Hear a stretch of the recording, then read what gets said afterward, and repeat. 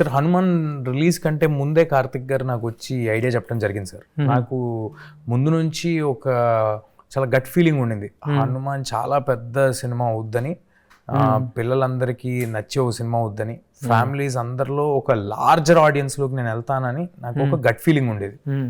So అందుకే ఒక 2.5 ఏళ్ళు 3 ఏళ్ళు తీసినా కూడా హనుమాను మధ్యలో ఎన్నో అవకాశాలు వచ్చినా కూడా నేను కమిట్ అవ్వలేదండి. ఎందుకంటే దాని తర్వాత రాబోయే సినిమా ఇప్పుడు నేను కేటర్ చేస్తున్న ఆడియన్స్ అందరికీ మళ్ళీ కేటర్ చేసేలాగా ఉండాలి అని కమిట్ అవ్వకుండా వెయిట్ చేస్తూ ఉన్న టైంలో కార్తిక్ గారు వచ్చి ఐడియా చెప్పడం, ఇంతకంటే చేయగలిగింది ఏం లేదు, దిస్ ఇస్ ద బెస్ట్ అని నేను ఫీల్ అవుతా. ఇమ్మీడియట్గా I jumped in to it and today I'm really happy that Hanuman తర్వాత ఇమ్మీడియట్గా ఇంకొక ఫాలో అప్ సినిమా మళ్ళీ అంతటి లార్జర్ ఆడియన్స్ని కేటర్ చేయగలిగే కదా, అందరినీ మెప్పించగలిగే, అంటే అన్ని ఏజ్ గ్రూప్స్ మెప్పించగలిగే ఒక కథ దొరకటం అనేది చాలా అరుదుగా జరుగుతాయి sir. And back to back దొరకటం అనేది ఇంకా అరుదుగా జరుగుతుంది.